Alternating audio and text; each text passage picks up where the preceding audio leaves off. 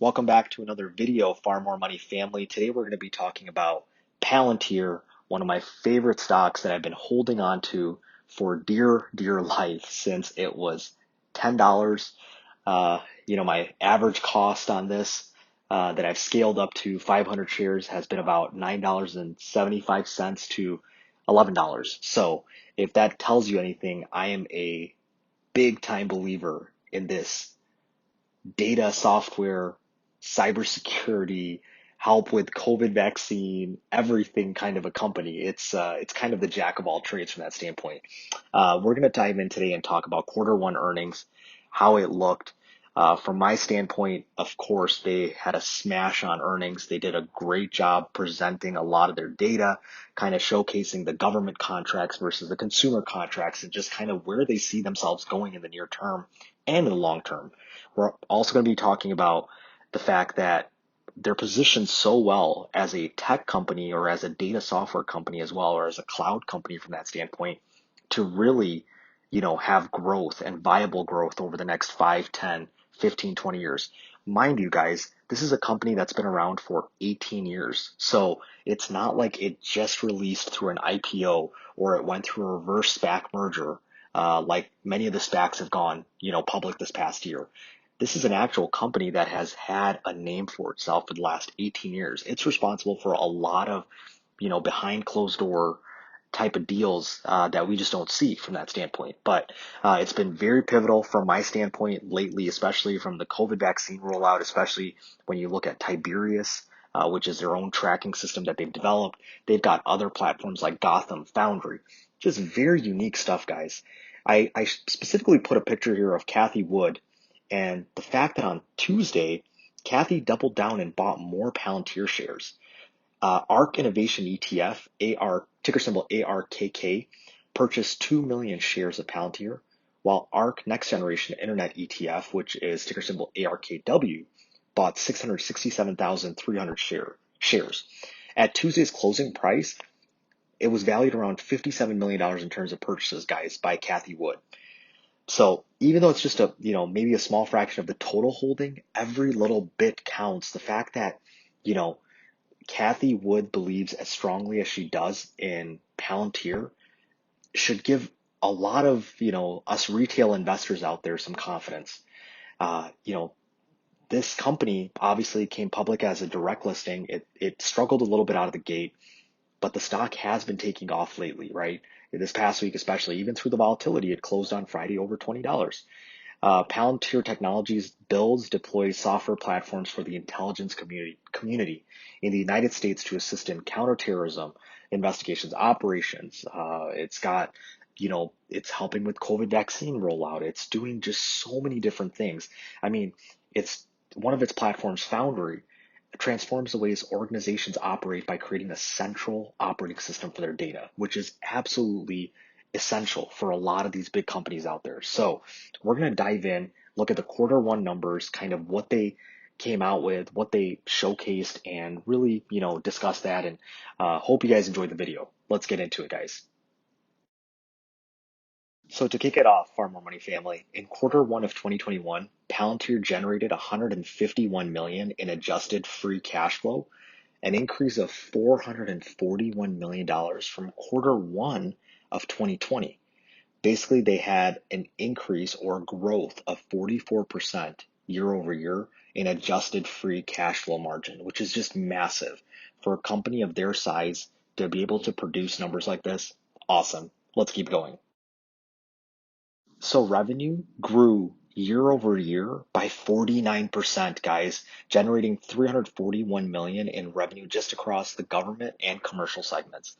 I mean, a 50% increase in revenue year over year, that's not just some, luck or by chance. This is a company that knows what it's doing, guys. It's got a great co-founder in Alex Karp, Peter Thiel. These are guys that have been in the big platforms for a long time. They know what they're doing from that standpoint. And then the fact that you've got others, in other companies and other contracts that they're picking up and they're involved with. This just poses so well for Palantir to be a leader or a pioneer in, the data software space. I mean, when you're talking of names like CrowdStrike, the list kind of goes on. I'm just thinking right off the top of my head, CrowdStrike Holdings is one of them. That stock is valued at close to $200 a share.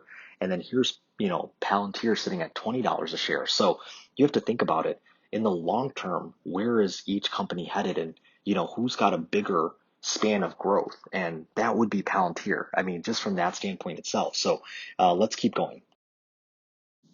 So PharMore Money family, in quarter one of 2021, Palantir grew billings by 248% year over year to $362 million, which resulted in higher than expected cash flow. So billings is always the money you're currently owed, and that allows for a lot of this free cash flow to be there because your billings drive your cash flow. If your bookings are healthy but your billings are significantly lower, your business might look like it's doing well on the revenue front, but it's possible that you'll run into cash flow problems. So this is basically a good aspect of Palantir. The fact that billings are this strong from prior year, that means that they've got good amount of cash just ready and available to either do R&D or MAs, right, or merger acquisitions, or whatever they want to go after. So from that standpoint, it's a great data point set for us to keep in mind as we move forward. So Palantir in quarter one of 2021 grew 81% in their year-over-year revenue in total, mostly driven by the fact that they had a bunch of incredible commercial opportunities in the United States and the United Kingdom that basically increased 2.5-fold since February of 2021. And during that same period, active commercial pilots have more than doubled. So that means any of their national contracts or nothing related to the government have basically increased as well or doubled from that standpoint. And I think this is one of those pieces that'll only grow when we talk about it being in the category of CrowdStrike, Datadog, Zscaler, any of those tech, companies. This is right up there in terms of, an opportunity and growth aspects as well. So a quick rundown of their quarter one 2021 highlights, right? So revenue guys grew 49% year over year. Tremendous growth from that standpoint. Then the fact that they banked 117 million in adjusted operating income, up 133 million year over year, represented a 34% adjusted operating margin, which is absolutely phenomenal when you're talking about margins and scalability year over year. And then they came in with $151 million in adjusted free cash flow, up 441 million year over year, representing a 44% adjusted free cash flow margin. So nothing to, frown upon or even say, oh my God, this wasn't what I was expecting and it didn't go as well as, we had all hoped it would from Palantir's perspective. I mean, the fact that they came in with such incredible performance is absolutely, something to pay attention to as investors, as retail investors, and really take that into consideration as we move forward, in considering the stock or even, considering to buy it in the future. So Palantir's government business generated $208 million in revenue in quarter one of 2021. This was up 76% year over year with 83% growth from US government customers. So obviously we knew this was, going to be the case. I mean, the fact that they've got two platforms that the United States government uses actively, Gotham, Foundry, and now they're also utilizing, Tiberius. So there's a third piece to it, that the United States government is using, or HHS, Health and Human Services. So from that standpoint, we've always known for the last 18 plus years that Palantir has had a pivotal role in the United States government, providing it data, kind of like behind the closed doors, almost, very secretive and under the shroud type of behavior. This is a company that helped track, terrorists and has helped with counterterrorism agencies. It's tracked some of the world's worst people and brought them to justice. So from that standpoint, you have to accept the fact that this company at the end of the day is a company that has done work with different government agencies and provided them data. But at the end of the day, it's still a good company from the fact that what they're focused on and they're providing in terms of cloud growth and just data growth from that standpoint to each, company that they work with. So, from my standpoint, I think that this was expected. Government business is always going to be a big part of this company. And it's exciting to see it now pivot into more commercial businesses right across the world. So let's hope to continue to see that type of growth as we move forward. Palantir's commercial business generated $133 million in revenue in quarter one, which was up about 19 to 20% year over year, with 72% of the growth from US commercial customers. So like I just said, when we were looking at the previous, slide deck on, the government contracts, right, and how that business folded out. This sector of commercial business, guys, is only going to grow more and more as it moves forward.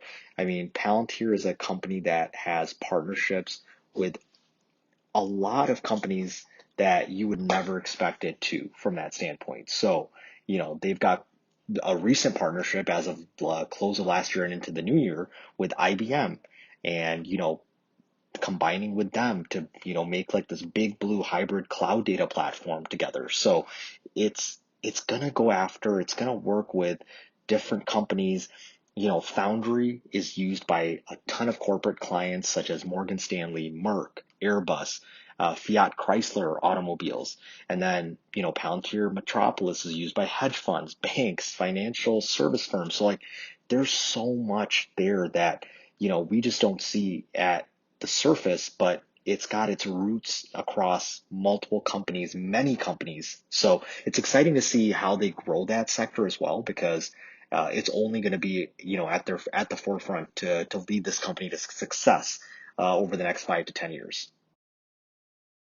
So, PharMore Money family, Palantir ended quarter one 2021 with $2.8 billion in total remaining deal value, which is up 40% year over year.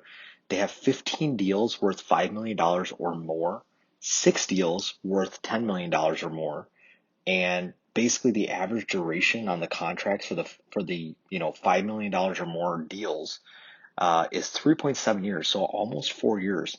And then the deals that are worth $10 million or more, the average contract duration is 4.6 years.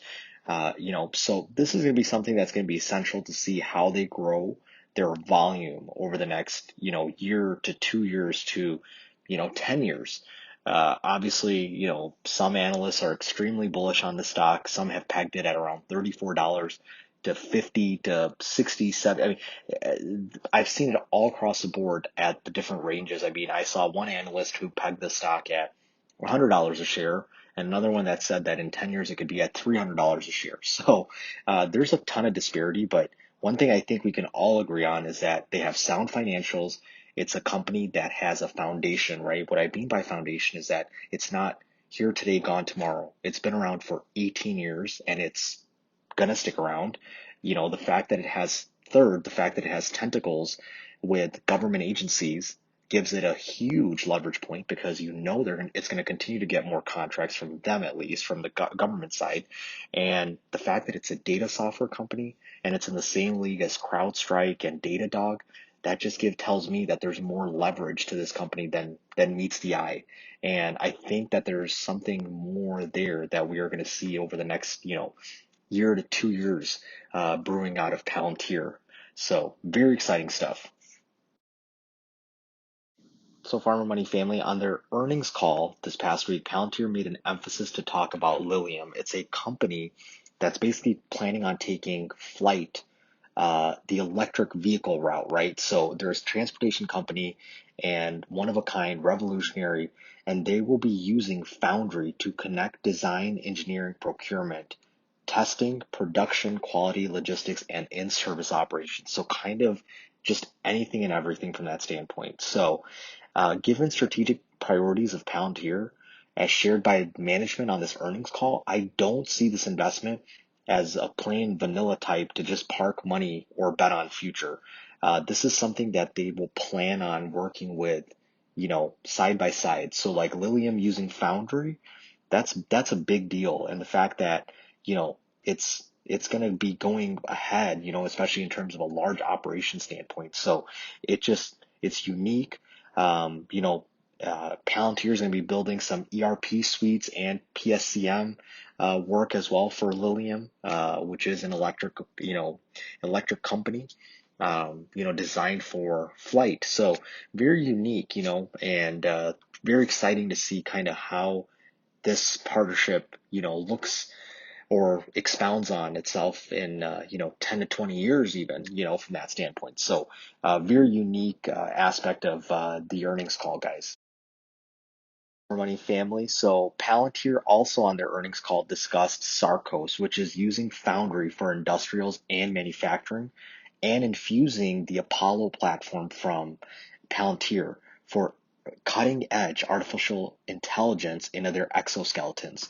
So basically think of Sarcos as like a modern day or just a general Iron Man suit, right? Like we've all seen Iron Man, or I hope we have, and this is basically just a company that is planning on taking those applications or an exoskeleton suit, but having capabilities to be able to lift heavier things, to be able to do different, um, you know, um, items or work or whatever the case might be.